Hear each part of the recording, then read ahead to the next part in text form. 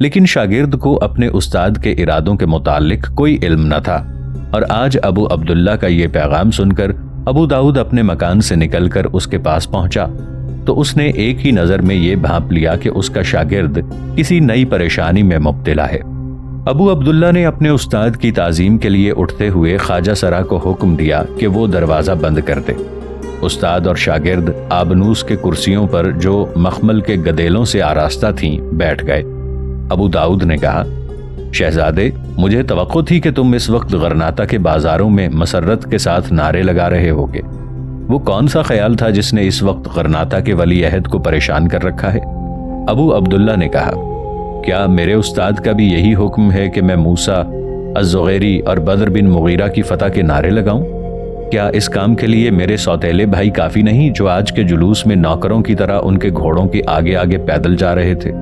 ये सब कुछ इसलिए हो रहा है कि वो मेरे मुतालिक जानते हैं कि मैं इस किस्म की खुशामद नहीं कर सकता, और वो मेरे वालिद को एक बार फिर ये जताना चाहते हैं कि मैं नालायक हूँ।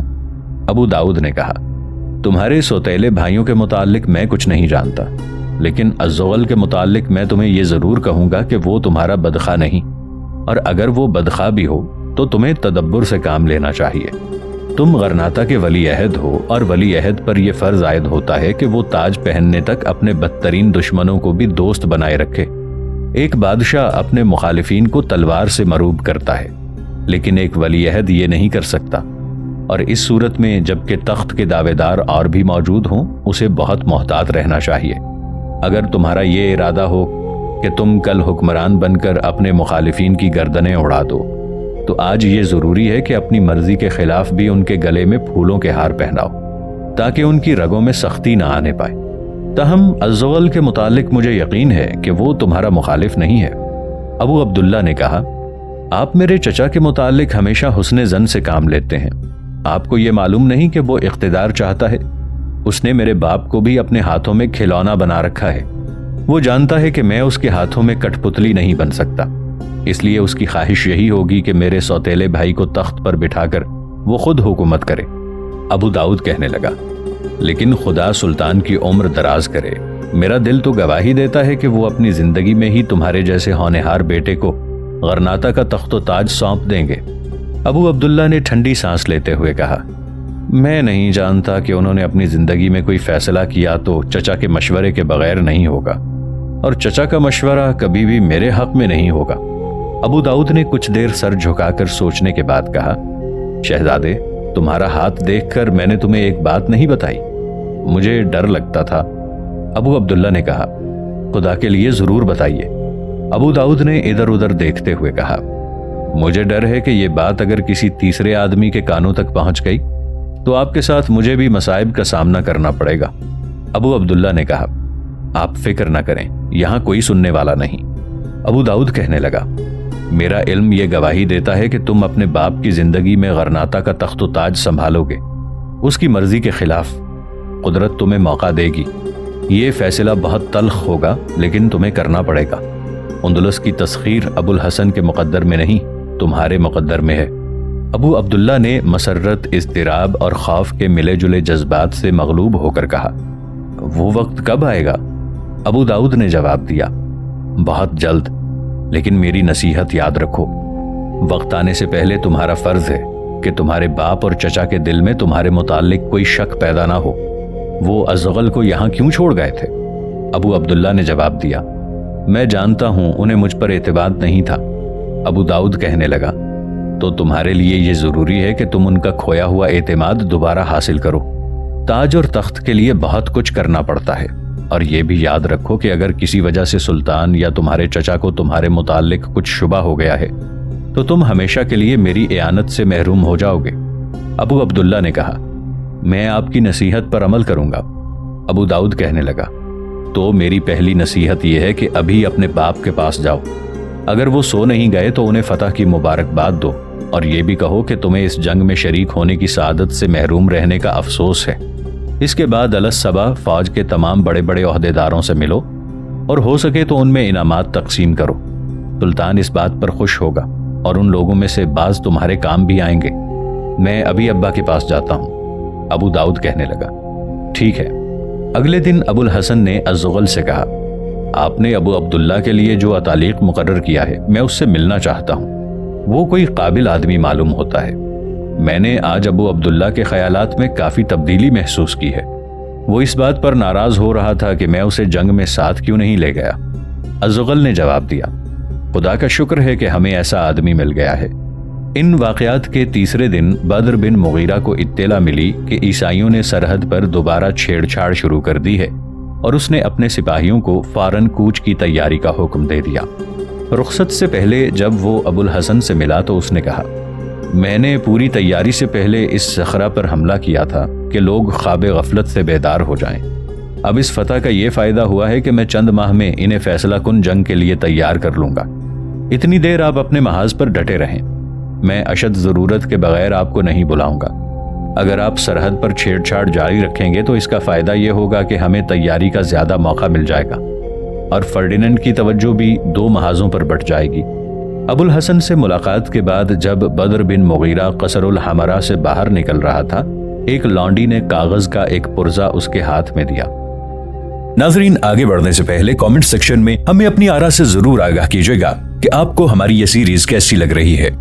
میں ہوں طاہر عبید چودھری۔ آئندہ آنے والی اقساط سے باخبر رہنے کے لیے ہمارے چینل کو سبسکرائب کر لیں اور ساتھ موجود بیل آئیکن کو ضرور کلک کر لیں۔ شکریہ۔ بدر بن مغیرہ نے دیکھا تو کاغذ پر یہ الفاظ لکھے ہوئے تھے، آپ کو نئی فتح مبارک ہو، ربیہ۔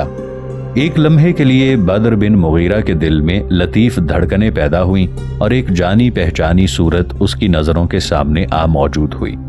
بدر بن مغیرہ نے لانڈی کی طرف متوجہ ہو کر کہا، میری طرف سے ان کا شکریہ ادا کر دیجئے اور کہیے میرے لیے دعا کیا کریں۔ شام کے وقت ربیہ کو اپنے باپ سے یہ معلوم ہوا کہ سرحدی عقاب اپنے نشیمن کی طرف جا چکا ہے۔ ادھر فرڈیننڈ سرحدی عقاب سے انتقام لینے کی تیاریاں کر رہا تھا کہ اسے صخرہ پر ابو الحسن کے قابض ہو جانے کی خبر ملی۔ اس نے اپنے تمام گورنر اور سرداروں کو تیاری کا حکم دیا۔ یہودی تاجروں کے بھیس میں اس کے جاسوس اسے ابو الحسن کے عزائم سے باخبر کرتے رہے۔ اس نے ایک بہت بڑی صلیب اپنے محل کے دروازے پر نصب کروائی اور قسطلہ کے عوام کے سامنے یہ حلف اٹھایا کہ جب تم میں سے یہ صلیب قصر الحمراء کے دروازے پر نصب نہ کروں گا میں دم نہیں لوں گا۔ سلطنت کے تمام امراء نے اس کی تقلید کی۔ اس کے بعد سلطنت کے ہر گوشے سے لوگ قسطلہ پہنچتے اور اس صلیب کے سامنے یہ عہد کرتے کہ وہ غرناطہ کو فتح کیے بغیر اپنی تلواریں نیام میں نہیں ڈالیں گے۔ ایک دن غرناطہ کا ایک یہودی فرڈیننڈ کے پاس پہنچا اور اس نے ایک خط پیش کیا۔ خط پڑھ کر فرڈیننڈ نے ایلچی سے کہا، تم نے ہماری بہت بڑی خدمت سر انجام دی ہے، اور اگر اس خط کا جواب غرناطہ پہنچا سکو تو تمہیں بہت بڑا انعام دیا جائے گا۔ فرڈیننڈ نے کہا، اگر تم تحریری پیغام لے جانے میں خطرہ محسوس کرو تو ہم کل تمہیں ایک زبانی پیغام دیں گے۔ یہودی نے کہا، میں تحریری پیغام لے جانے میں کوئی خطرہ محسوس نہیں کرتا۔ غرناطہ سے آتے ہوئے کئی چوکیوں پر تلاشی لینے کے باوجود وہ یہ خط نہیں دیکھ سکے۔ فرڈیننڈ نے کہا، تم ہوشیار آدمی معلوم ہوتے ہو، لیکن تلاشی کے وقت تم نے یہ خط کہاں چھپا رکھا تھا؟ یہودی نے جواب دیا، یہ خط ابو داؤد نے میرے جوتے کے اندر سی دیا تھا۔ بہت اچھا، پھر کل تم ہم سے ملو۔ یہ کہتے ہوئے فرڈیننڈ نے ایک سپاہی کو بلا کر حکم دیا کہ وہ ایلچی کو شاہی مہمان خانے میں لے جائے۔ ایلچی کے چلے جانے کے بعد فرڈیننڈ نے دوبارہ غور کے ساتھ خط پڑھا اور کچھ دیر سوچنے کے بعد اٹھ کر ملکہ کے کمرے میں پہنچا۔ ملکہ، تم ہار گئیں، اس نے اپنی بیوی کے قریب بیٹھتے ہوئے کہا۔ آپ کا مطلب؟ تم نے ابو داؤد کے متعلق شرط لگائی تھی کہ ہمارے ساتھ وہ غداری کر رہا ہے۔ لو، یہ خط پڑھ لو، تمہارے تمام شکوک رفع ہو جائیں گے۔ بادشاہ نے خط ملکہ کو پیش کر دیا۔ ملکہ نے خط پڑھ کر کچھ دیر سوچنے کے بعد کہا، اس خط سے تو یہی معلوم ہوتا ہے کہ اس کے متعلق ہمارے شکوک بے بنیاد تھے، لیکن ہمیں یہ نہیں بھولنا چاہیے کہ لکھنے والا ابو داؤد ہے اور وہ جھوٹ کو سچ بنا کر پیش کرنے کی قدرت رکھتا ہے۔ اس نے ہمیں الحما پر اچانک حملے کی ترغیب دی ہے، لیکن مجھے ڈر ہے کہ اس میں بھی کوئی خطرناک چال نہ ہو۔ فرڈیننڈ نے جواب دیا، ابو الحسن کے ارادوں اور تیاریوں کے متعلق مجھے اپنے جاسوسوں کی زبانی بہت کچھ معلوم ہو چکا ہے۔ مجھے ابو داؤد کی اس بات سے اتفاق ہے کہ ہمیں صخرہ کے نقصان کی تلافی کے لیے غرناطہ کی سرحد کے کسی اہم شہر پر اچانک قبضہ کر لینا چاہیے۔ اس سے مسلمانوں کا جوش و خروش کچھ عرصے کے لیے ٹھنڈا پڑ جائے گا۔ اور ہمارے سپاہیوں کے حوصلے بلند ہو جائیں گے۔ میرے خیال میں قادس کا گورنر ان پر بے خبری کی حالت میں حملہ کر دے تو جس قدر آسانی کے ساتھ انہوں نے صخرہ پر قبضہ کر لیا ہے، اسی قدر آسانی سے ہم الحمہ پر قبضہ کر سکیں گے۔ ملکہ کہنے لگی، لیکن آپ کے پاس اس بات کا کیا ثبوت ہے کہ وہ بے خبر ہوں گے؟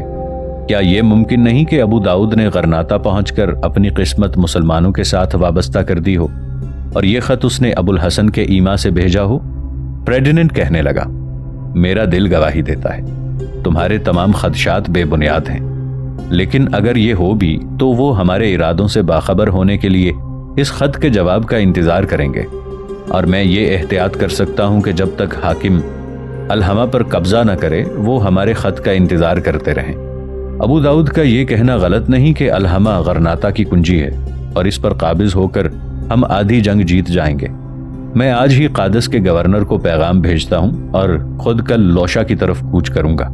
اس کی ساری توجہ میری طرف ہو جائے گی اور قادس کی فوج کو الحمہ پر قبضہ کرنے کا موقع مل جائے گا۔ میں قرطبہ اور اشبیلیہ کی افواج کو بھی پیش قدمی کا حکم دیتا ہوں۔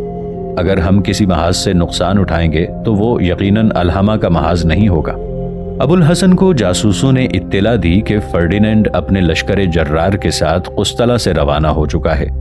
اس کے ساتھ ہی اسے قرطبہ اور اشبیلیہ کی افواج کی نقل و حرکت کی اطلاع بھی ملی۔ اس نے اپنی فوج کو 3 حصوں میں تقسیم کیا۔ ایک حصہ الزغل کی قیادت میں دے کر اشبیلیہ کی فوج کا راستہ روکنے کا حکم دیا۔ دوسری فوج کی قیادت کے لیے اسے موسیٰ سے زیادہ کوئی آدمی موزوں نظر نہیں آتا تھا، لیکن بعض امراء کے مشورے پر اس نے موسیٰ کو غرناطہ میں ابو عبداللہ کے پاس چھوڑ دیا اور فوج کی قیادت کے لیے بدر بن مغیرہ کو بلا بھیجا۔ بدر بن مغیرہ اپنی فوج کے نصف سے زیادہ سپاہی لے کر غرناطہ پہنچا اور قرطبہ کی سرحد کی طرف پیش قدمی کرنے والی فوج کی قیادت سنبھال لی۔ باقی فوج کی قیادت ابو الحسن نے اپنے ہاتھ میں لے لی۔ روانہ ہونے سے پہلے اس نے ابو عبداللہ کو بلا کر کہا، بیٹا، میری اور الزغل کی غیر حاضری میں تم پر ایک بہت ذمہ داری عائد ہوتی ہے۔ تم اپنی عمر کے لحاظ سے اس قابل ہو کہ دارالسلطنت کا انتظام سنبھال سکو، تاہم میں موسیٰ کو تمہاری مدد کے لیے چھوڑ کر جا رہا ہوں۔ میری نگاہ میں اس کا درجہ الزغل سے کم نہیں۔ اس کے مشورے کے خلاف کوئی قدم نہیں اٹھانا۔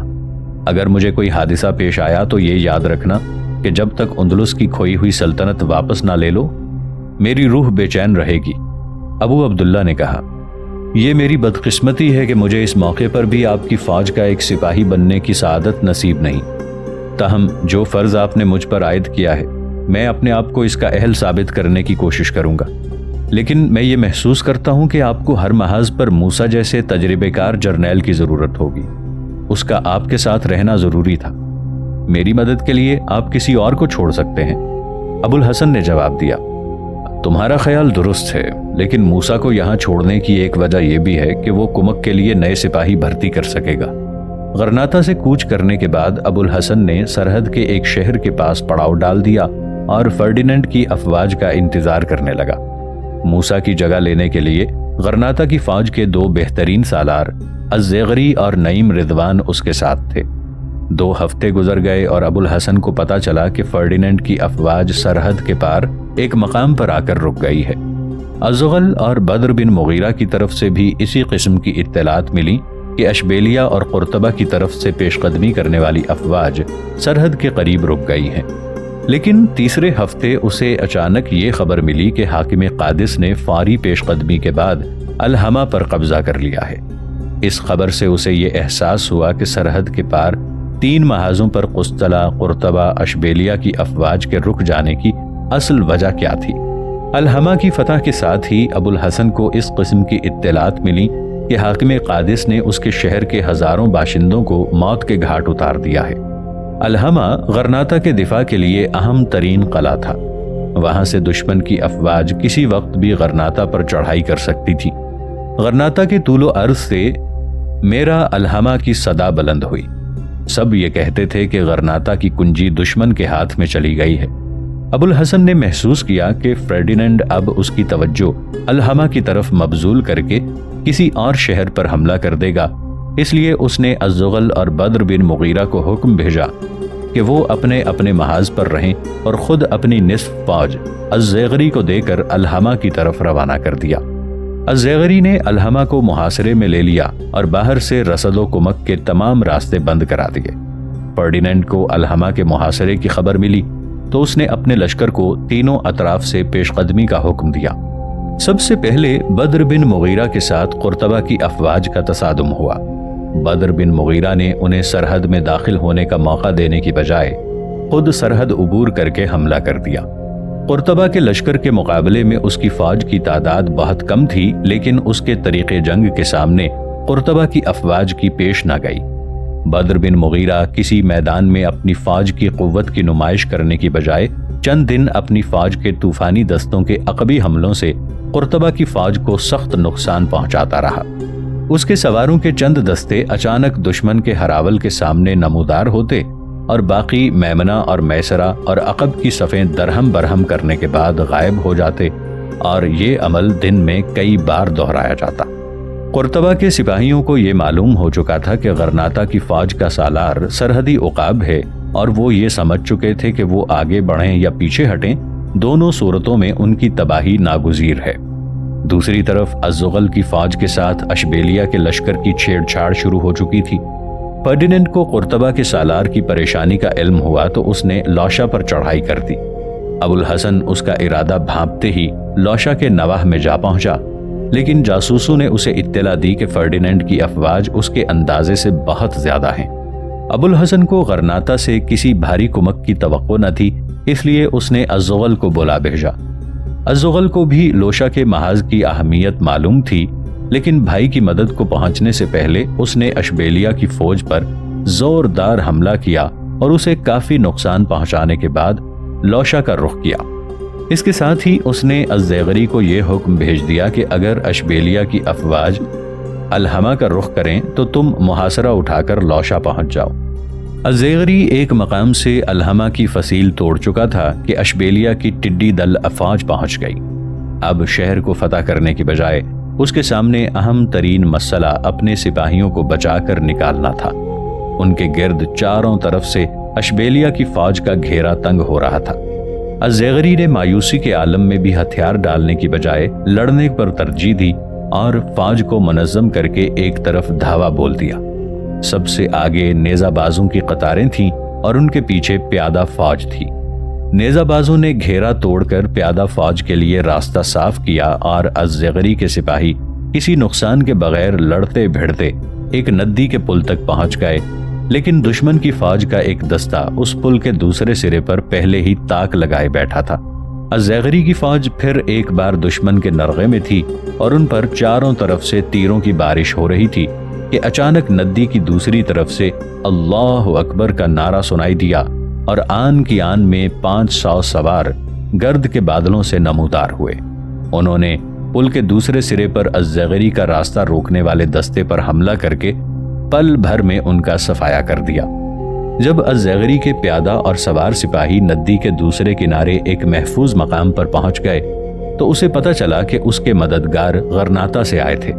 اس نے دستے کے سالار کے ساتھ ملنے کی خواہش ظاہر کی تو ایک نقاب پوش نے گھوڑا آگے بڑھا کر تحکمانہ لہجے میں یہ کہا، یہ باتوں کا وقت نہیں، تمہیں فوراً لوشا پہنچ جانا چاہیے۔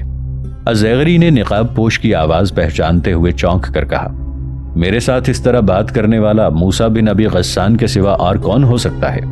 نقاب پوش نے کہا، لیکن میرے یہاں آنے کا کسی کو علم نہیں ہونا چاہیے، سلطان بہت ناراض ہوگا، ان سے میرا ذکر نہ کرنا۔ میرے لیے غرناطہ چھوڑنا خطرے سے خالی نہیں تھا، لیکن ابو عبداللہ کو یہی خیال ہے کہ میں فوجی مستقر میں موجود ہوں۔ یہ کہہ کر موسیٰ نے اپنے ساتھیوں کو اشارہ کیا اور گھوڑے کو ایڑ لگا دی۔ الزیغری کے سپاہیوں نے جس طرح ان 500 سواروں کو گرد کے بادلوں سے نمودار ہوتے دیکھا تھا، اسی طرح انہیں غائب ہوتے دیکھ رہے تھے۔ ادھر بدر بن مغیرہ کو جب یہ اطلاع ملی کہ غرناطہ کی باقی تمام فوج فیصلہ کن جنگ لڑنے کے لیے لوشا کے نواح میں جمع ہو رہی ہے، تو اس نے قرطبہ کے لشکر پر آخری ضرب لگانے کا فیصلہ کیا اور اپنے نائب منصور بن احمد کو پیغام بھیجا کہ وہ 2000 سواروں کے ہمراہ قرطبہ کے لشکر کے عقب میں پہنچ جائے۔ منصور بن احمد اپنے راستے کے شہروں اور بستیوں کو تاراج کرتا ہوا ایک حیرت انگیز رفتار کے ساتھ قرطبہ کے لشکر کے عقب میں جا نکلا۔ بدر بن مغیرہ نے اس کی اطلاع ملتے ہی اپنی پیادہ فوج کو چند میل ہٹا دیا اور سواروں کو دشمن کے میمنہ اور میسرہ پر حملہ کرنے کا حکم دیا۔